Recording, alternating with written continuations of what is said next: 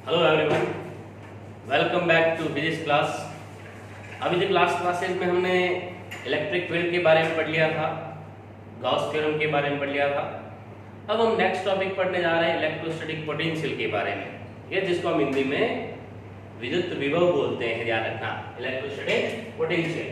Okay, ये new topic start करें, जल्दी से हेडिंग लगा लो बेटा, इलेक्ट्रोस्टैटिक पोटेंशियल।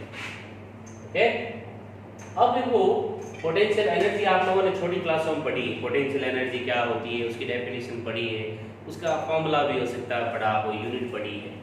ओके, तब इलेक्ट्रोस्टैटिक पोटेंशियल, इलेक्ट्रोस्टैटिक मतलब अभी तक हम जब बात कर रहे हैं तो वहां स्टैटिक चार्ज की बात कर रहे हैं। Okay, we are talking about unit positive charge which is at rest condition, वो बिल्कुल रखा हुआ, कहीं चल नहीं रहा है, उस पे भी लॉकडाउन लगा हुआ है, घर में बैठा, कहीं नहीं जा रहा।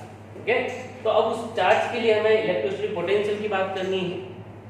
तो पोटेंशियल को अगर हम जनरली डिफाइन करें, उसकी डेफिनेशन की बात करें, तो डेफिनेशन हमें कहती है the amount of work done, amount of work done in bringing a unit positive charge from infinity to a point in the electric field, from infinity to a point in the electric field. Okay, चलो देखो आप उस definition को किस तरह से explain करेंगे। जैसे मैं कहता हूं कि यहां अपने पास कोई एक चार्ज रखा हुआ है, ओके, एक पॉइंट चार्ज है। अब इसके आसपास ये इलेक्ट्रिक फील्ड हो गया, जो हमने पहले ही पढ़ लिया था। इलेक्ट्रिक फील्ड हमने कहा the specific region around a unit positive charge where another charges experience electric force. तो यहां पे ये इसका फील्ड हो गया, इसका स्पेसिफिक जोन हो गया। अब इंफिनिटी से चार्ज को हम लेकर आ रहे हैं, जैसे ये इंफिनिटी में कह देता हूं, इंफिनिटी मींस वो तो कहीं पे भी हो सकती है, कितने भी डिस्टेंस पे हो सकती है। तो यहां से उस चार्ज को हम लेकर आ रहे हैं, जैसे ये लेकर आ रहे हैं। ओके, चार्ज को हम यहां ला रहे हैं, इलेक्ट्रिक फील्ड के अंदर ला रहे हैं, और यहां लाके मैंने इस पॉइंट पे रख दिया चार्ज को, यहां ये रखा क्यों। ओके, तो इंफिनिटी से लेकर आ रहे हैं यहां तक। तो यहां तक लाने में, क्योंकि देखो यहां पे अपने पास एक चार्ज रखा हुआ पहले से हम कह रहे हैं ऑलरेडी, तो इसकी वजह से इस Q0 पर एक रिपल्सिव फोर्स एक्ट करेगा।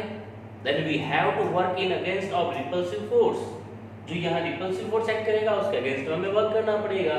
तो उसी के लिए हम कह रहे हैं कि EP means electrostatic potential is equal to work done upon charge, work done upon charge, ये इसका फॉर्मूला है अपने पास। Okay, electrostatic potential is given by V is equal to work done W upon unit positive charge means Q0। अब देखो ये formula जब हम पोटेंशियल एनर्जी की फॉर्म में बात करते हैं तो उसको हम लिखते हैं V equal to change in potential energy means del U upon Q0। तो देखो एनर्जी और वर्क डन तो दोनों इक्वल होते हैं, जो अपने पास चेंज इन एनर्जी होता है वही तो वर्क डन होता है। ये 11th क्लास में आप लोगों ने पढ़ लिया था वर्क एनर्जी थ्योरम में। तो यहाँ इसी फॉर्मूले को V इक्वल टू जो W बाय Q0 है उसको तुम लिख सकते हो del U बाय Q0, वही फॉर्मूला लिखा जा सकता है। अब हमें इसकी यूनिट की रिक्वायरमेंट है, हमें डायमेंशन की रिक्वायरमेंट है। कई बार कंपटीशंस में इनके डायमेंशनल फॉर्मूला पूछा जाता है, डायरेक्ट पूछ लिया जाता है। कई बार इनकी एमकेएस यूनिट के साथ सीधे यूनिट कंपेयर करने के लिए कह दिया जाता है। तो देखो सबसे पहले अगर तुम इसकी यूनिट लिखोगे तो यूनिट कहां से लाए हैं, बच्चों का खेल, फॉर्मूले से लेकर आ जाएंगे सर, बस बताओगे। तो W by Q0 means work done upon charge, हमने कहा वर्क यूनिट क्या यूज की थी, तो वो अपने पास थी जूल, अपॉन चार्ज के लिए हम क्या यूज करते हैं, कूलम। चार्ज के लिए क्या यूज करते हो, कूलम यूज करते हो, ये कूलम है, जूल पर कूलम हो गया। तो यूनिट अपने पास जूल पर कूलम है।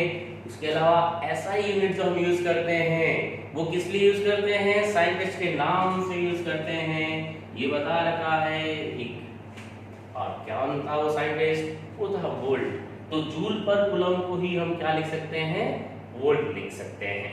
ओके, अब इसकी सीजीएस यूनिट लिखनी हुई, ये तो कौन सी थी, एमकेएस यूनिट थी अपने पास। अब मैं कहता हूं कि सीजीएस यूनिट बताओ इसकी, तो सीजीएस यूनिट कैसे लिखेंगे, तो सीजीएस यूनिट को कन्वर्ट करने के लिए अपने पास तरीका, जूल को सीजीएस में कन्वर्ट करो।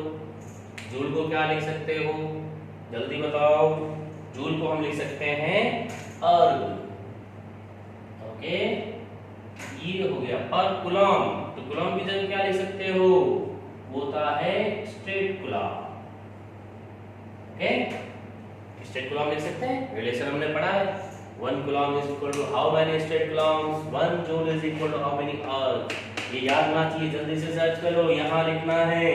तो यहाँ लिखें आप, देखो इसमें तो मैं लिखता हूँ यहाँ जूल और अर्थ में रिलेशन लिखो, क्योंकि हमें वोल्ट और सीरीज यूनिट में रिलेशन लिखना है, क्योंकि इसकी जो सीरीज यूनिट होती है वो होती है स्ट्रेट वोल्ट।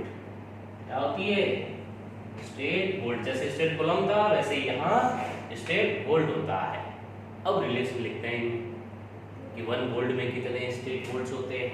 ओके, तो 1 स्ट्रेट वोल्ट इक्वल टू देखो कितना होगा, 1 वोल्ट के लिए अगर लिखता हूं मैं यहाँ 1 वोल्ट के लिए स्ट्रेट वोल्ट लिखें, चल 1 वोल्ट इज इक्वल टू, अब देखो जूल की जगह अर्ग यूज कर रहे हो तो कितना था 10 टू द पावर 7 एग्जैक्ट है। फिर 1 coulomb equal to how many straight coulombs, 3 into 10 to the power 9 हो गया। सॉल्व आउट कर लो, कितना बच गया 1 upon 10 की पावर 7 कैंसिल करो, देखो 1 upon 300 स्ट्रेट वोल्ट आ गया। देखो अपने पास बस रिलेशन आ गया, ये 1 वोल्ट में और 1 स्ट्रेट वोल्ट में रिलेशन आ गया। देखो ध्यान से देखना, इसको याद रखना है। स्ट्रेट वोल्ट सीरीज वाला कई बार कंपटीशन में पूछा जाता है, इसलिए क्लासों से इसे ध्यान रखना कि 1 volt equal to how many straight volt, तो उसके लिए कहेंगे 1/300। ओके, अब हम निकालते इसका डायमेंशनल फॉर्मूला। तो डायमेंशन भी हमें पता है कि इसके फॉर्मूले से ही आएगी, जैसे हमने यूनिट फाइंड आउट की वैसे हम इसका डायमेंशनल फॉर्मूला फाइंड आउट कर सकते हैं। ओके, चलो तो डायमेंशन फाइंड करते हैं। डेफिनेशन आप लोगों को समझ में आ जानी चाहिए अब तक यहाँ। अब डायमेंशन निकालते हैं हम इसकी। डायमेंशन हिंदी में क्या बोलते हैं इसको, विम्य सूत्र बोलते हैं, विमा बोलते हैं इसको हिंदी में। तो देखो डायमेंशन फाइंड करनी है तो वोल्ट इक्वल टू जो अपने पास है वो अभी हमने लिखा जूल पर कूलम, जूल पर कूलम। तो जूल क्या है, m1 L2 T-2। बस कूलम के लिए क्या है याद होना चाहिए, A1 T1। सॉल्व करो इसको, तो क्या बन गया m1 L2 T क्या बन गया -3 E -1, m1 L2 T -3 E -1। Easy है, इसका डायमेंशन फॉर्मूला हो गया बस। ये अपने पास वोल्ट की डायमेंशन आ गई। चल अब देखो ये तो था पोटेंशियल, इलेक्ट्रोस्टैटिक पोटेंशियल था, जिसको हमने कहा amount of work done in bringing a unit positive charge Q0 from infinity. कहां से ला रहे हैं, इंफिनिटी से इलेक्ट्रिक फील्ड के अंदर ला रहे हैं। जैसे हमने अभी डायग्राम बनाया था, डायग्राम हमने कहा इंफिनिटी से लिख रहा है, उसके अंदर लिखा है, कहीं पे भी लाके रख दिया, फील्ड के अंदर रखना है। तब हमने कहा कि जो इलेक्ट्रोस्टैटिक फोर्स के अगेंस्ट वर्क करना पड़ता है वही वर्क अपने पास पोटेंशियल की फॉर्मेट में है। लेकिन उसी से रिलेटेड एक टर्म आप लोगों ने और सुनी, वो है पोटेंशियल डिफरेंस। ये तो क्या था, ओनली पोटेंशियल था। अब हम बात कर रहे हैं पोटेंशियल डिफरेंस की।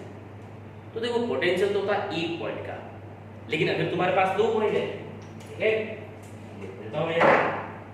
तो अगर मैं कहता हूं 2 पॉइंट, एक पॉइंट यहां है एक यहां है, तो इस पॉइंट का भी कोई ना कोई पोटेंशियल तो होगा और इस पॉइंट का भी पोटेंशियल होगा। तो इन दोनों के बीच का जो डिफरेंस है, जो अंतर है, वही होता है विभवांतर। पोटेंशियल डिफरेंस होता है इन दोनों पॉइंट्स के बीच का जो डिफरेंस है, अपने पास ध्यान रखना। यहाँ देखो वापस बता लो इस डायग्राम के थ्रू, जैसे एक बताना, ये देख लेना, स्क्रीनशॉट ले लेना।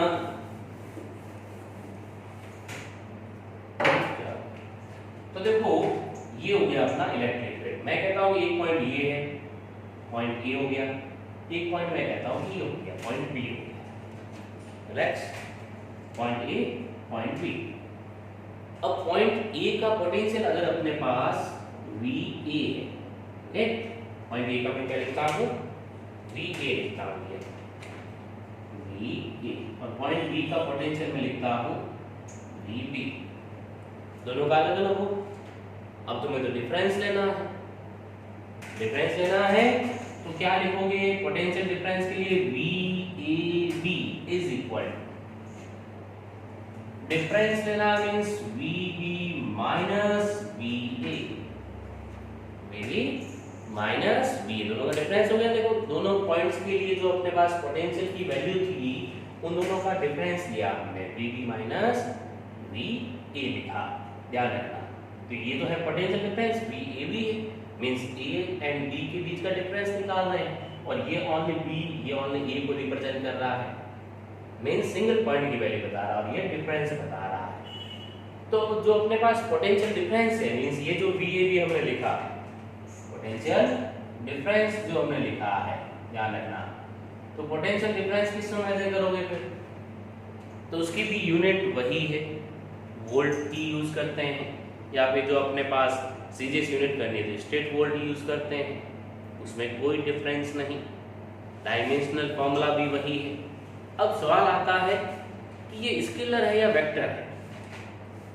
तो देखो जो फॉर्मूला है अपने पास V के लिए वो W/Q है, उसमें W क्या है, वर्क डन, स्केलर क्वांटिटी है, चार्ज क्या है वो भी स्केलर क्वांटिटी है, और ये V क्या है, ये भी स्केलर क्वांटिटी है, ध्यान रखना।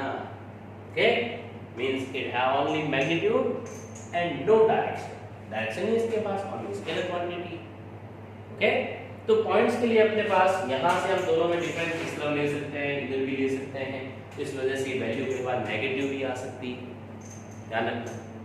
उसमें ये मिस्टेक मत करना, VA भी तो ले रहे हो, उसी को तुम VBA भी तो ले सकते हो।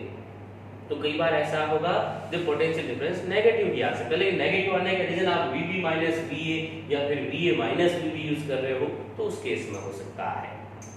चलो, तो यह बात खत्म हुई अपने पास इंट्रोडक्शन की कि पोटेंशियल डिफरेंस होता क्या है, इलेक्ट्रोस्टैटिक पोटेंशियल क्या होता है।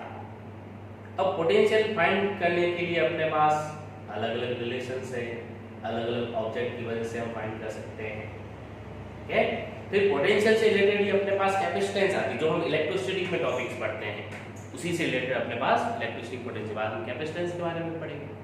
ओके, चलो, तो यहाँ ध्यान रखें, ये अपने पास बेसिक टॉपिक था जो इलेक्ट्रोस्टैटिक पोटेंशियल के बारे में था। ओके, चलो, फिर हम नेक्स्ट वीडियो में बात करेंगे अलग अलग ऑब्जेक्ट्स के लिए। तो तब तक स्वस्थ रहें, मस्त रहें।